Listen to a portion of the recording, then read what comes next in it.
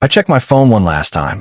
No calls, no texts, nothing like, "I'm so sorry, I'm running late." Nada. Then I slipped off that ring. It wasn't some fancy engagement ring, just a simple silver band Claire had slid onto my finger 8 months ago, the night she looked me dead in the eyes and said, "You're my person, Alan. Don't ever forget that." I'd rocked that thing every single damn day since. I set it down on the dresser, grabbed my graduation gown, walked out the door, and drove to the ceremony all by myself. That was the moment I knew. Not suspected, not feared, straight up knew. Let me rewind a bit. Claire and I had been together for 3 solid years. 3 years of me thinking I'd hit the jackpot with this woman who made every room feel smaller in the best way. Like she sucked all the air in and kept it close just for you. She was sharp as hell, funny as fuck, and remembered every little thing you ever told her. She knew I hated the texture of cooked onions, that I couldn't sleep without a fan blasting, that my dad had never seen me graduate from shit because he bounced when I was 9. She knew all that deep stuff. And she promised, straight up promised, she'd be right there in the front row of my graduation from state. This was a 5-year grind of night classes and weekend courses while I was busting my ass full-time as a project coordinator. She got what this day meant to me better than anyone. I'd seen her that morning. She kissed me on the cheek, told me how proud she was, even fixed my collar and smoothed out my robe like my mom used to do when I was a kid heading to church. "I'll see you there," she said. Front row. She had the tickets. I'd handed them over weeks ago because she wanted to handle seating for herself, my mom, and my boy Derek. She made it sound like this big gift she was giving me. Let me take care of this part. And man, I felt warm all the way down to my toes. I drove to the ceremony believing in her 100%. My name got called third from the end of the L's, Alan Lawson. I walked that stage, shook the dean's hand, grabbed my diploma, and turned to scan the section where my people were supposed to be. Derek was there grinning like a total idiot, phone up filming everything. My mom was crying, like I knew she would. But the seat next to her, the one on Derek's other side, the one ticketed for Claire, was empty. Not running late empty, not quick bathroom break empty. This was the kind of empty that had been sitting there a while. I smiled for the pics anyway, walked off stage, sat back down in my row, and felt that smile just drain right off my face like water off a table. After the ceremony, my mom hugged me so tight she almost knocked my cap off. Derek slapped my back and said, "You did it, man." Neither of them brought up Claire's no-show, which meant they'd both clocked it and decided not to kill the vibe. That quiet way they protected me somehow made the whole thing sting even worse. "Where's Claire?" I finally asked. My mom pressed her lips tight. Derek stared at his shoes. "She texted me about an hour ago," my mom said carefully. "Said something came up." I nodded slow. "Something came up." "It's fine," I said. "Let's grab dinner." But it wasn't fine. Something had been eating at me since that morning. Some weird off vibe I couldn't name. Claire had been distracted for weeks. Phone always face down, quick to laugh shit off when I asked how she was. I brushed it off as work stress. Told myself I was just paranoid about graduation.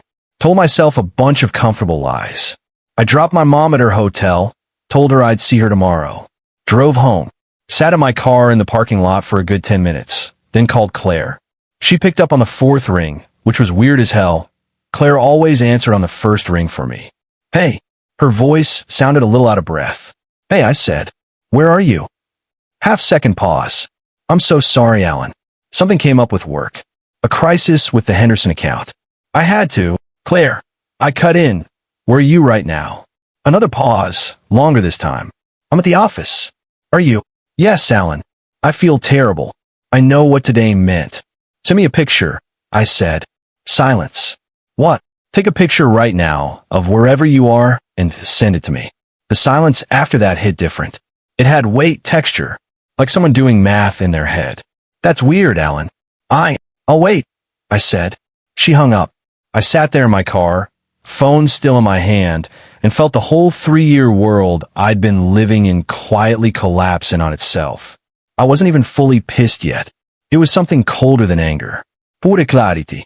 I went inside, changed out of my graduation gear, and opened my laptop. This wasn't some emotional panic move. This was me deciding, calm as hell, that I was going to find out exactly what the fuck happened today. I started with her Instagram, the one she barely used, according to her. It was public. Last post 40 minutes ago, a photo of a crowd in caps and gowns, families cheering, balloons everywhere. Caption, so proud of you. You earned this. Location tagged, Northgate University, clear across town. I stared at that shit for a long time. Northgate University. That's where her ex, Daniel Ferris, went.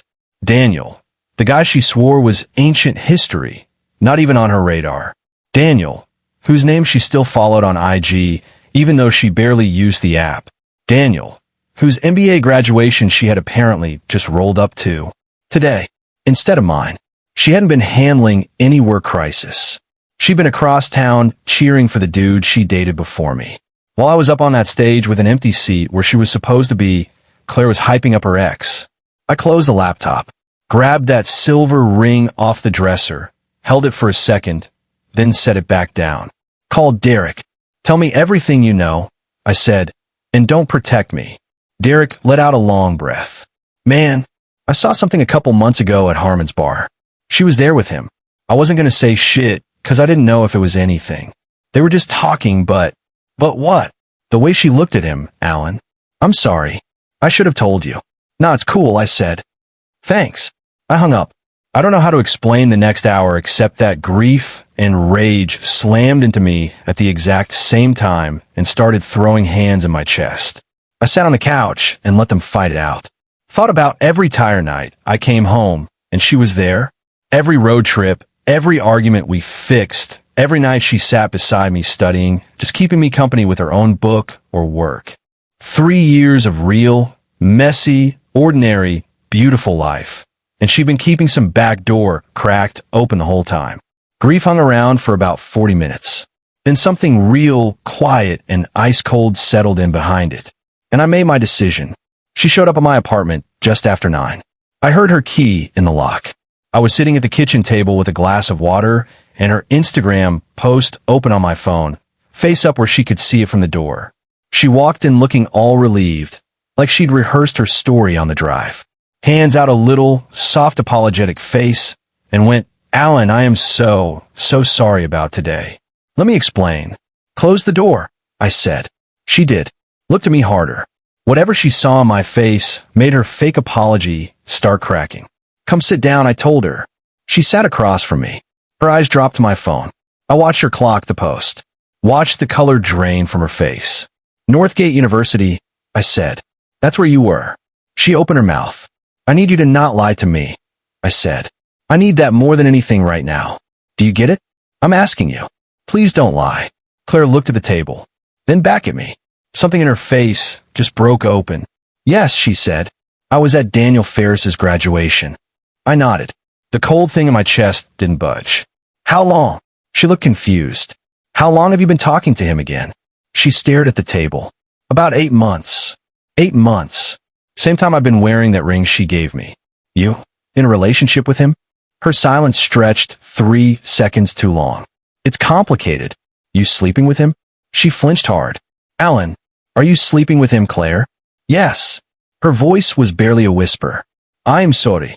That sorry dropped in the room like a rock in water and then vanished. I sat with it. Today was my graduation, I said. You knew what it meant. You knew about my dad. You knew I'd never had anyone in the audience for anything important. You stood right in front of me this morning, fixed my collar, and told me you'd be in the front row. I know. Her eyes started filling up. I know, Alan. I know. You chose, I said. You didn't have a crisis. You made a choice. You picked his graduation over mine. I thought I could make it a both, she said, and the words were so weak I actually laughed. Not cruel, just pure disbelief. You thought you could make it a both. The ceremony ran long, and I held up my hand. I'm not interested in the logistics. I'm not interested in how it happened. I'm asking you one thing. Were you ever going to choose me over him at any point in the last 8 months? Was there any version where you actually chose me? The tears spilled over. She covered her mouth. That was her answer. I stood up. Okay. Alan, please. I love you. No. I said simply, you don't. Not the way that word's supposed to mean anything. I picked up the silver ring I'd moved to the table before she got there. Held it out to her. "This is yours." She shook her head, crying harder now. "Please don't do this." "You did this," I said. "I'm just responding." She took the ring. Her hand was shaking bad. "You need to leave," I said. "And you need to take everything that belongs to you tonight, because I'm not doing this conversation again. Can we just talk?" We just did. I walked to the door and opened it. Stood there. She looked at me for a long beat, waiting for me to soften. She'd seen me full before. She tried it. The eyes, the lip, that head tilt that used to work every single time. I looked at her like she was a stranger. She left. I closed the door, stood in the quiet of my apartment, and let myself feel the full weight of it for exactly as long as it needed. Then I picked up my phone and texted my mom, "Graduation dinner tomorrow, just us and Derek." "I'll explain then. I am okay." She hit me back quick. "I know you are, baby. I'm proud of you." I set the phone down, looked around the empty room. Tomorrow, I thought. Tomorrow we start. I gave myself the weekend. Saturday, I stayed in bed till noon, which I never do, ordered food that tasted like nothing, watched some deep-sea documentary, and thought the ocean floor felt like the perfect vibe for how I was doing. Let Derek come over that night. He didn't try to cheer me up, just sat there, passed me beers, and muttered shit like "that's fucked up" in the most solid way. Exactly what I needed. Sunday, I grabbed breakfast with my mom. She didn't hit me with any "I told you so," even though I knew she'd had doubts about Claire from the jump. She just held both my hands across the booth and said, "You deserve someone who shows up. That's the whole thing. That's the only thing that matters." I nodded. "You know that, right?" "I'm starting to," I said. By Sunday night, something had shifted. The grief was still hanging around, but it had moved over like pain does when your body stops fighting and starts working around it. What was left in the middle wasn't sadness anymore. It was clarity, and under that clarity, something sharper, more purposeful. She had lied to my face on the biggest morning of my adult life. Took the tickets I trusted her with, the seats for the people who actually loved me, and went to cheer for another dude instead.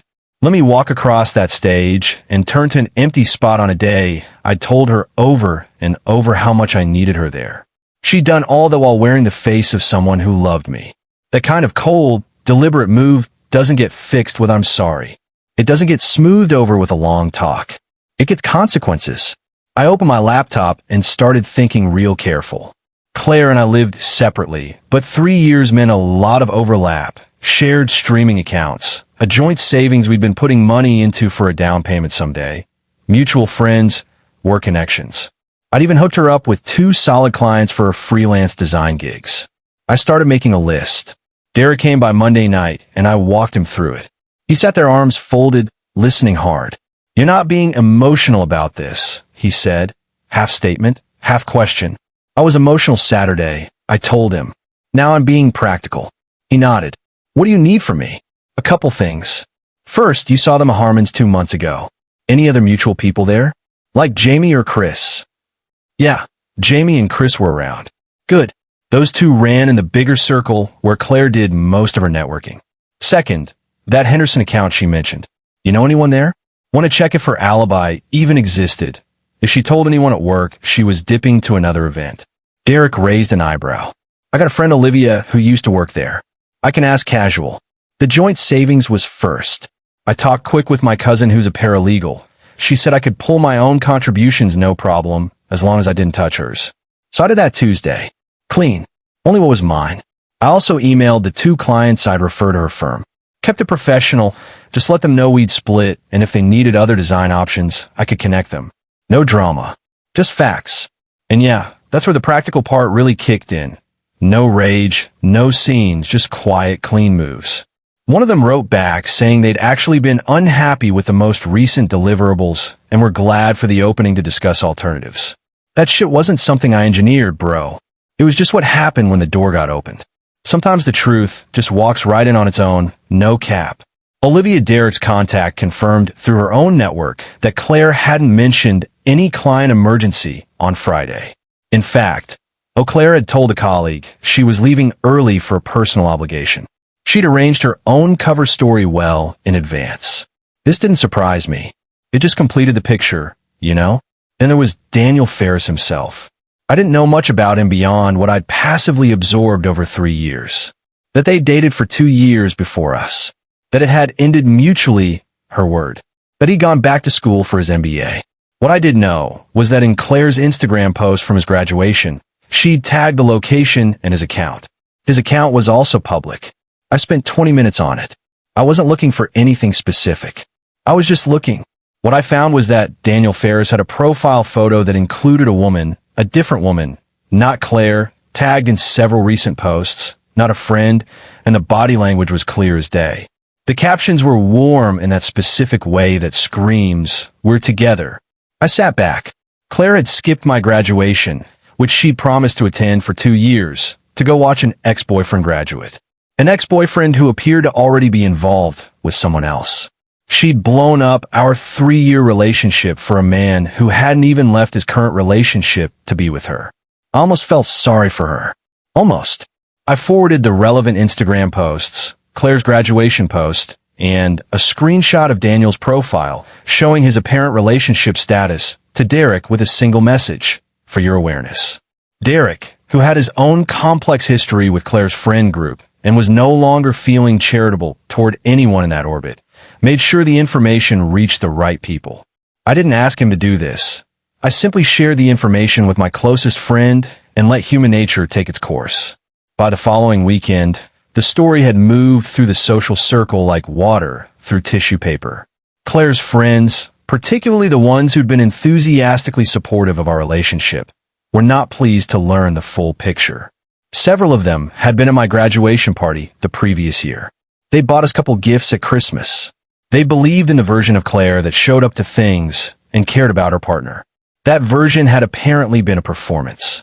I heard through Derek that Claire had tried to do damage control, that she'd called people to explain, to provide context, to reframe the story. It didn't go particularly well. The context she provided, far from helping her, only revealed more. She admitted she'd been emotionally involved with Daniel for nearly a year, not just 8 months. She admitted she'd been conflicted. She admitted she'd been trying to figure out her feelings. Every clarification added another layer. She called me twice during this period. I didn't answer. She texted me a long message that I read once and didn't respond to. It contained the phrase, "You have to understand how confusing this was for me," which told me everything I needed to know about where her perspective was anchored. I wasn't interested in how confusing it had been for her. 3 months after graduation, I got a promotion. I'm not being dramatic when I say this. It was directly connected to the shift in my capacity that happened after Claire left my life.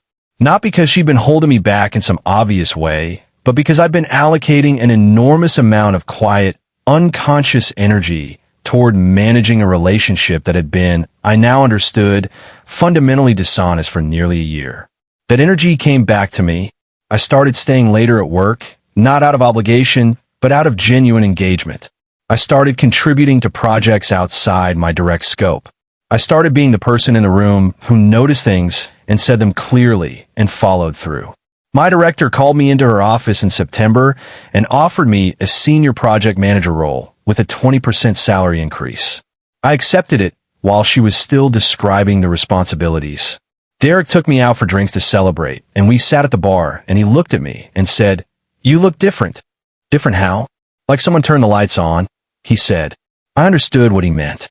I've been carrying something low and heavy for a long time. The particular weight of being in a relationship where the ground is not quite solid, but you can't name why. It had been affecting everything. The way a slow leak affects a tire, you don't notice until the pressure is suddenly correct. I also joined a running group, which I mentioned not for the fitness benefit, but because that's where I met a substantial portion of my current life. 8 or 10 people meeting at the reservoir on Tuesday and Thursday mornings, running at their own pace, stopping for coffee afterward. I hadn't had a social structure like that since. People you see regularly with no particular agenda, who become friends through simple proximity and consistency. Within 2 months, I was genuinely looking forward to Tuesday mornings in a way that had nothing to do with achievement or strategy. It was just enjoyment. I'd almost forgotten what that felt like. I also finished the project I'd been quietly working on for 2 years, a business development proposal I drafted and revised and doubted and redrafted. I submitted it to 3 consulting firms in October. 2 of them responded. One of them wanted a meeting. My life was becoming unrecognizable in the best possible way. And I was doing it by simply being present in it fully without reservation, without the background noise of a relationship that had been asking me to look away from things I shouldn't have been looking away from. Claire, I heard peripherally, was not having a comparable period. And Daniel Ferris's girlfriend, the one whose existence had been visible on his public Instagram, had apparently encountered Claire's graduation post through the cascade of social sharing that followed Derek's disclosure. She had drawn her own conclusions. Daniel and his girlfriend had, according to multiple sources, a significant falling out. Whatever Claire had been hoping for with Daniel, the future she'd been keeping the door open for, had not materialized. He was not interested in being with her once his own situation had collapsed. Or perhaps he'd simply never intended to leave it. Either way, the outcome was the same. I did not feel satisfaction about this exactly. It was more like the particular absence of feeling that comes when you realize something is simply correct, an equation that is balanced. But I ran into someone who knew Claire at a networking event in November. She was polite about it, slightly uncomfortable, and eventually said with the careful tone of someone delivering news they're not sure they should be delivering. Claire's going through a hard time. I'm sure she'll be okay, I said pleasantly. She's resourceful. The woman looked at me for a moment, recalibrating. I smiled and excused myself. It was January when I saw Claire again. I'd known it would happen eventually. The city is large, but our professional world is finite, and enough mutual ground existed that pure avoidance was statistically unlikely long-term. I'd thought about it occasionally in the abstract, and reached the conclusion that I felt nothing anticipatory about it either way, not dread, not curiosity, not the residual longing that I'd half expected to find when I looked for it and didn't. It was at an industry mixer, the kind of event where people stand with drinks and exchange cards and try to look interested in everyone simultaneously. I saw her across the room before she saw me. She looked tired, not dramatically deteriorated. Claire had always been careful about her appearance, but tired in a way that went past the surface. The sharpness was gone from her posture. She was standing with a glass of wine and talking to someone I didn't recognize, and she had the slightly effortful look of a person who was performing fine. I registered her presence and went back to my conversation with a colleague about a construction project timeline. My colleague was funny and specific, and I was genuinely interested in what he was saying. She found me about 20 minutes later. I knew she was approaching by the particular stillness that forms in the air when someone is moving toward you with intention. I turned. "Alan." "Claire," I said. She looked at me the way people look at something they're not sure how to categorize anymore. "You look well." "Thank you. You too." A brief silence. "I heard about your promotion," she said. "Good news travels." "That's great. Really, you work hard for it." "I did," I agreed. She shifted her weight slightly. The effortful smile came and went. "I wanted to reach out," she said. "I know you didn't want to talk, and I respected that, but I've wanted to say." She paused. "I handled everything wrong. I handled you wrong. You deserved so much better than what I did." I looked at her steadily. She was saying the right words, and they were probably even true. "I appreciate that," I said. "I think about your graduation," she said, and her voice thinned slightly at the edges. "I think about it a lot, standing you up like that on that specific day." "Claire," I said her name gently. "I genuinely hope you're okay. And I mean that not sarcastically, not as a parting shot. I hope things get better for you." I paused. "But I'm not the person to have this conversation with. You understand that." Her eyes were bright. She nodded. "I need you to know that I'm good," I said, "really good. I'm not sitting in anything painful about this anymore. That's not a performance. I just moved forward. And it turned out there was a lot worth moving toward." She pressed her lips together briefly. "I know," she said. I can see that. Take care of yourself." I touched her shoulder once briefly, the way you do with someone who has become a stranger you once knew well. Then I turned back to my conversation. I didn't watch her walk away. June, 11 months after graduation, I ran my first half marathon with 3 people from the running group. including a woman named Petra, who joined the group in October and who had the specific quality of making me laugh suddenly and frequently and without warning. We've been taking things slowly. Slowly because I wanted to, because she wanted to, because neither of us was in a hurry, and the slowness itself felt like a form of care. She knew the whole story about Claire. She'd heard it in pieces over Tuesday morning runs and post-run coffee. And she'd listened with the kind of attention that doesn't reach for solutions or comparative miseries. She just listened and occasionally said something precise and true and let it be what it was. On the day of the half marathon, we finished 3 minutes off our goal time and stood at the finish line with our hands on our knees, gasping. And then she straightened up and looked at me and said, "Same time next year." And I said, "Absolutely." And she smiled and I thought, yes, this is what it's supposed to feel like. My mom flew out the following weekend. She'd been asking to visit since January and wanting to see the new apartment I'd moved into after the promotion came through. A place with an actual second bedroom and a kitchen I could cook in properly, and light in the mornings that I hadn't fully understood I'd been missing until I had it. We made dinner together, her and Derek and Petra, and I sat at the head of my own table in my own kitchen, looking at the people around it, and felt something so uncomplicated and whole that it was almost disorienting. My mom caught my eye from across the table. She raised her glass slightly. I raised mine. She told me on the phone once in the early months, "You deserve someone who shows up." I've been working on becoming someone who showed up, too.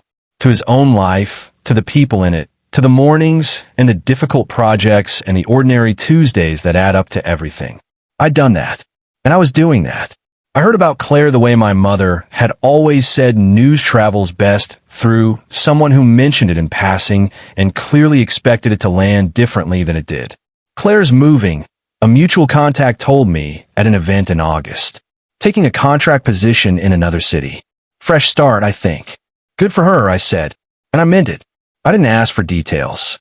I didn't look her up that night or wonder about Daniel Ferris, or mentally reconstruct the chain of consequences I'd watched from a respectful distance over the past year. It simply didn't occupy space in me anymore. The place where that wound had been was healed over so completely that I couldn't even locate the scar precisely. I thought about the morning of graduation, the collar fix, the "I'll see you there," and the moment I set the ring on the dresser before I left. I thought about walking across the stage and turning and seeing the empty seat. I thought about sitting in my car and feeling the world fold in. It had been the worst day of my adult life, and it had also been, I understood now, the exact right thing. She had done me a cruelty that was also inadvertently a kindness. She'd broken something that was never going to become what I believed it was, and she'd broken it completely. No slow fade, no dignified mutual separation, but a clean, unambiguous fracture. I had not been left to wonder or hope. I had been shown plainly and without room for interpretation exactly what I was to her in the final accounting. I'd walked away from that with my name on a diploma, a silver ring off my finger, and a life in front of me that had not yet been built. I'd built it on the anniversary of graduation. A Thursday morning in June, the reservoir catching early light, Petra matching my stride effortlessly in a comfortable silence that had its own full language. I thought I won. Not over Claire, not over Daniel Ferris, not over any of it. I won the argument I'd been having with myself for years. The one that said, "You'll be fine," against the one that said, "But what if you need to be chosen to believe you're worth choosing?" I won because I'd stopped waiting to be selected and started simply being a person whose life was good, whose work was meaningful, whose mornings had light in them, and whose table had people around it. I had not thought about Claire in weeks. I was not going to think about her again. I was finally completely, irreversibly free.